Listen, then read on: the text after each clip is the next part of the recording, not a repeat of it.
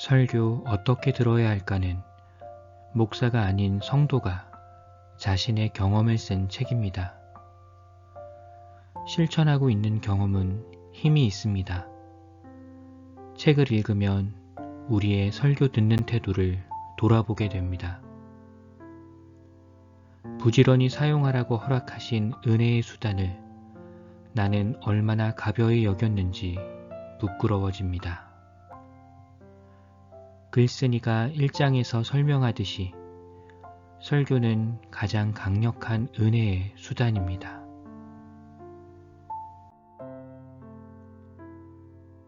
설교를 듣는 태도를 보면 어떤 성도인지를 가늠할 수 있다고 생각합니다. 그런 의미에서 2장 설교 어떻게 들어야 할까요는 설교를 듣는 기술적인 방법이지만 구원받은 성도가 살아야 할 삶의 모습을 보여주기도 합니다.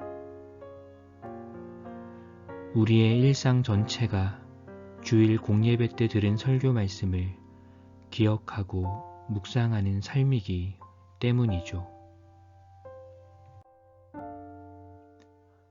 하지만 우리는 하루만 지나도 금세 설교 본문과 설교 제목까지 쉽게 잊어버리지 않습니까?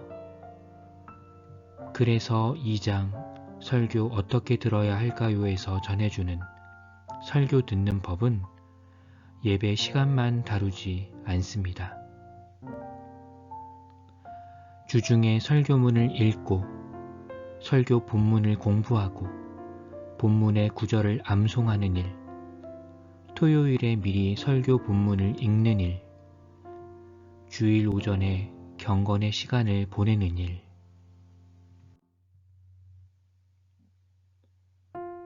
예배 전에 말씀의 봉사자를 위해 기도하는 일, 설교를 듣고 나서 교회 성도들과 나누는 일 등을 함께 다룹니다.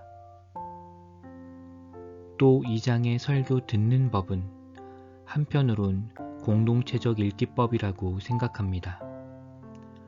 글쓴이가 말하는 설교는 기본적으로 교회 공동체에 주어진 공예배의 설교를 말합니다.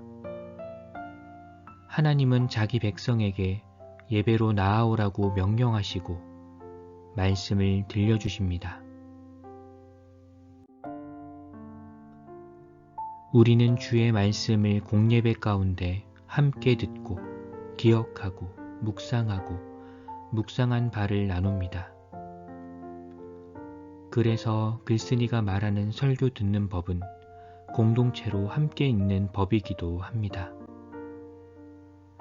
책 페이지마다 글쓴이가 몸담고 있는 교회의 목회자와 설교를 열심으로 삶 가운데 읽어내는 성도에 대한 사랑이 묻어납니다.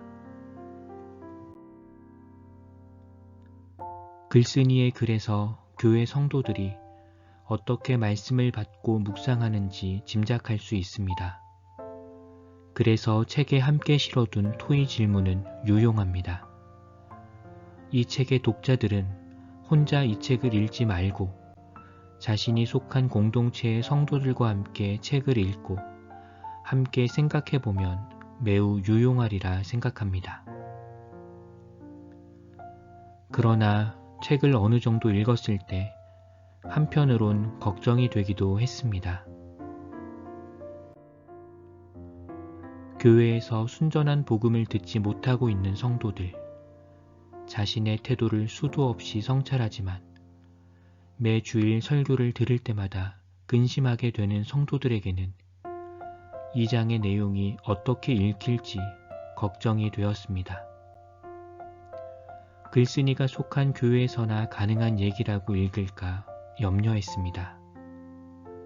하지만 3장 Q&A에서 이런 이들을 위한 사랑 담긴 조언이 실려 있는 것을 보고 안도했고 감사했습니다. 제가 책 속의 조언과 같은 내용들을 설교와 교회 문제로 고민할 때 들을 수 있었다면 얼마나 좋았을까요? 그래서 저는 이 책의 핵심은 2장 설교 어떻게 들어야 할까요? 이지만 3장 Q&A가 더 유용할지도 모른다는 생각을 했습니다. 설교를 어떻게 들을지 진지하게 고민하는 성도들에게 권합니다.